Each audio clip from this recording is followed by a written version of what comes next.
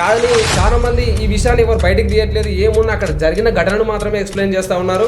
ఇదివరకే పుల్వామా దాడిలో 40 మంది సిఆర్పిఎఫ్ జవాన్లు చనిపోయినా కూడా ఎందుకు మన కళ్ళు తెరుచుకోలేదు, అక్కడ భద్రతా దళాలు ఇంకా ఎందుకు ఐ అలర్ట్ కాలేదు, లేక ఇది రీసెంట్గా జమ్మూ కాశ్మీర్లోని పహల్గామాలో పర్యటన కోసం వెళ్లిన ప్రజలను ఉగ్రవాదులు తీవ్రంగా హతమార్చడం జరిగింది. ఈ విషయం యావత్ భారతదేశానికే తీరని విషాద ఛాయగా మిగిలిపోయింది. ఈ ఘటనలో పర్టికులర్ గా ఉగ్రవాదులు ఎవరైతే ఉన్నారో వాళ్ళు చంపినటువంటి వ్యక్తులని ఆధార్ కార్డులు చెక్ చేసి వీళ్ళు హిందువా కాదా అని చెప్పి చెక్ చేసి మరి ముస్లింల ఆచారమైనటువంటి సుంతి చేసుకున్నారా లేదా అని చెప్పేసి వాళ్ళ బట్టలు విప్పి చెక్ చేసి మరి జనాలను హతమార్చడం జరిగింది. హిందువుల పైన జరిగిన ఈ దాడి భారత్కి పాకిస్తాన్కి మధ్య ఒక రణరంగ యుద్ధానికి దారితీసిందని చెప్పేసి చెప్పొచ్చు. అయితే నిజానికి ఈ దాడికి పాల్పడిన వ్యక్తులు పాకిస్తాన్ ఉగ్రవాదులు అనాలా, లేక భారతదేశంలో ముస్లిం ముసుగులో ఉన్నటువంటి తీవ్రవాదులు అనాలా అనేది చాలా మందికి ఇది ఒక సందేహంగా మిగిలిపోయింది. అయితే ఇదివరకే ఇలాంటి ఘటన పుల్వామా అటాక్ లో 40 మంది సిఆర్పిఎఫ్ జవాన్లు కూడా చనిపోవడం జరిగింది. అంత జరిగిన తర్వాత కూడా మరి ఎందుకు ఐ అలర్ట్ లేదు అని చెప్పేసి చాలా మందికి చాలా సందేహాలు ఉన్నాయి. ఎందుకంటే ఈ పుల్వామా అటాక్ లో కూడా 40 మంది సిఆర్పిఎఫ్ జవాన్లు చనిపోవడానికి గల కారణం అతి భయంకరమైన పేలుడు పదార్థాలతో కూడిన ఒక కారు సిఆర్పిఎఫ్ జవాన్లు వెళ్తున్నటువంటి డీశాలను ఢీకొని అది ఒక తీరని విషాద గాయగా మిగిలిపోయింది ఆల్రెడీ మన భారతదేశంలో. అయినా కూడా మళ్ళీ రీసెంట్ గా ఈ జమ్మూ కాశ్మీర్ లో జరిగిన ఘటన కూడా జనాలని చాలా తీవ్ర విషాదానికి గురి చేసిందని చెప్పొచ్చు మనం.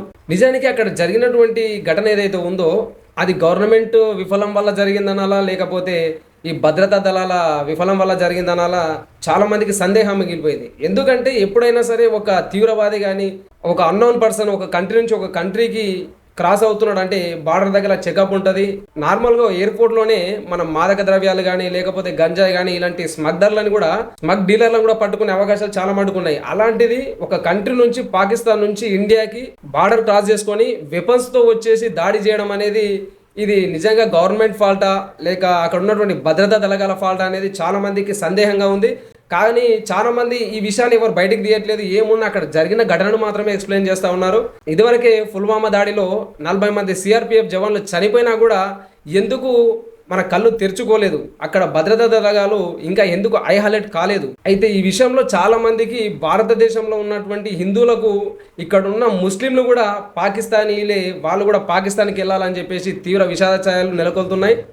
ఇలాంటిది ఇంకా జరగకూడదంటే ఘటనకు పాల్పడిన తీవ్రవాదులు ఎవరైతే ఉన్నారో వాళ్ళని పర్టికులర్గా ఈ ఘటనకు పాల్పడినటువంటి ఉగ్రవాదులు ఎవరైతే ఉన్నారో వాళ్ళని పక్కాగా ఐడెంటిఫై చేసి ఖచ్చితంగా వాళ్ళ ముఖ చిత్రంతో సహా భారతదేశం నడిబొడ్డున నిల్చోబెట్టి వాళ్ళ ఫేస్లను రివ్యూలు చేసి మరి చంపితేనే తప్ప ఇది ఒక క్లారిటీ లేదు. ఎందుకంటే ఇందులో కొద్దిగా రాజకీయ వైఫల్యం కూడా ఉంది అనడానికి ఒక ఛాన్స్ ఉంది. ఏ విధంగా అంటే రాజకీయ స్వలాభం కోసం ఆల్రెడీ జైళ్లలో శిక్షలు అనుభవిస్తున్నటువంటి కొంతమంది వ్యక్తులను కావచ్చు, లేకపోతే ఆల్రెడీ ఉరి తీయడానికి సిద్ధంగా ఉన్నటువంటి కొంతమంది వ్యక్తులకి ఏదో మాస్క్ వేసి వాళ్ళని చంపేసి ఆల్రెడీ చంపేసినాం, మనం ఆల్రెడీ వాళ్ళ పైన మనం పగ తీర్చుకున్నాం అని చెప్పేసి ఇలాంటి ప్రలోభాలకు జనాలను గురి చేయకుండా ఖచ్చితంగా ఈ ఘటనకు పాల్పడినటువంటి తీవ్రవాదులని వాళ్ళ ముఖఛాయలతో సహా భారతదేశం నడిబొడ్డున నిల్చోబెట్టి ఇంకోసారి ఇలాంటి ఘటన జరగాలి, జమ్మూ కాశ్మీర్లో కానీ వేరే దేశాలలో కానీ ఇలాంటి ఘటన జరగాలంటే తీవ్రవాదుల ముఠ ఏదైతే ఉందో, టెర్రరిస్ట్ ముఠ ఏదైతే ఉందో భయానికి గురిగయ్యే విధంగా వీళ్ళ యొక్క చావులు ఉండాలని చెప్పేసి మన ఛానల్ ద్వారా తెలియజేస్తూ ఉన్నాం. అదేవిధంగా ఇది ఒక భారతదేశానికి మాయను మచ్చగా మిగిలిపోయింది కాబట్టి పార్టీలకు అతీతంగా ప్రాంతాలకు అతీతంగా వచ్చి ఈ ఘటన పైన పోరాడాల్సిన అవసరం ఉంది. కాబట్టి ఇక్కడ ఉన్నటువంటి ముస్లిం సోదరులు కూడా ఇలాంటి విషయాలకు మీరు సహకరించాలి, మీరు సపోర్ట్ చేయాలి. ఎందుకంటే ఇక్కడ ఉన్నటువంటి ముస్లింలు మాకు పాకిస్తాన్తో సంబంధం లేదు, మేము హిందుస్థాన్ అమారా అని చెప్పేసి మేము ఇక్కడ బతుకుతా ఉన్నాం, మా పొట్ట మా బట్ట మా బతుకుదెరువు ఇక్కడ ఉంది, మమ్మల్ని ఎందుకు పాకిస్తాన్తో పోలుస్తున్నారు అని చెప్పేసి కూడా చాలా మంది ముస్లిమ్స్ కూడా ఈ విషయం పైన రియాక్ట్ కావడం జరుగుతూ ఉంది. అయితే కొంతమంది అంటున్న విషయం ఏంటంటే మీరు ఎందుకు ముస్లింలు అంటే పాకిస్తానీలనే గుర్తిస్తున్నారు మమ్మల్ని, అక్కడ జరిగినటువంటి ఘటనలో ముస్లింలు కూడా ప్రాణాలు కోల్పోయారు, అది మీకు కనిపించడం లేదా అని చెప్పేసి కూడా కొంతమంది ముస్లిం నాయకులు కూడా చెప్పడం జరుగుతూ ఉంది. అయితే అక్కడ జరిగిన ఘటనలో ముస్లింలు కొంతమంది హిందువులని తీవ్ర రక్తం కారే తీవ్ర స్థాయిలో ఉన్నటువంటి హిందువులను కూడా వారి భుజాలపైన మోసుకెళ్ళి కూడా స్థావరాలకు చేసిన విషయాలు కూడా సోషల్ మీడియాలో మనం చూస్తూ ఉన్నాం. అదేవిధంగా పాకిస్తాన్ బెటాలియన్ ఏమంటా ఉందంటే మాకు సంబంధం లేదు, ఎవరైతే అటాకింగ్ చేసిన తీవ్రవాదులు ఎవరైతే మా దేశానికి సంబంధం లేదు, మా బలగాలకు సంబంధం లేదని చెప్పేసి కూడా కొద్దిగా వివరణ ఇస్తున్నట్టు ఈ న్యూస్ ఛానల్స్ వెల్లడిస్తూ ఉన్నాయి.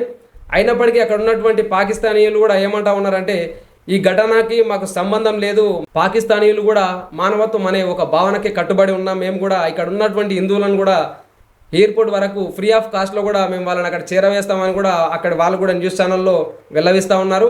కానీ నిజానికి ఈ ఘటనకు పాల్పడిన వ్యక్తులు పాకిస్తానీయుల లేక మన దేశంలో ఉంటున్నటువంటి తీవ్రవాదులు అనేది తెలియాల్సి ఉంది. ఏది ఏమైనప్పటికీ ఇంత పెద్ద ఘటన ప్రభుత్వ వైఫల్యం వల్ల జరిగిందా, భద్రతా దళాల వైఫల్యం వల్ల జరిగిందా, సామాన్య జనాలకు ఇది క్లారిటీ ఇవ్వకపోతే భారతదేశంలోనే అంతర్గత మత కల్లోహాలు జరిగే అవకాశం ఉంది. కాబట్టి ఈ విషయం పైన తొందరలోనే వివరణ రావాలని చెప్పేసి క్లారిటీ ఇవ్వాల్సిందిగా మనం గవర్నమెంట్ని కానీ భద్రతా దళగాలను కానీ ఐ అథారిటీని కానీ కోరడం జరుగుతుంది మన ఛానల్ ద్వారా. ఇలాంటి ఘటనలు మళ్ళీ జరగకూడదంటే ప్రభుత్వం ఎలాంటి చర్యలను చేపట్టాలనేది కామెంట్ రూపంలో తెలియజేయండి.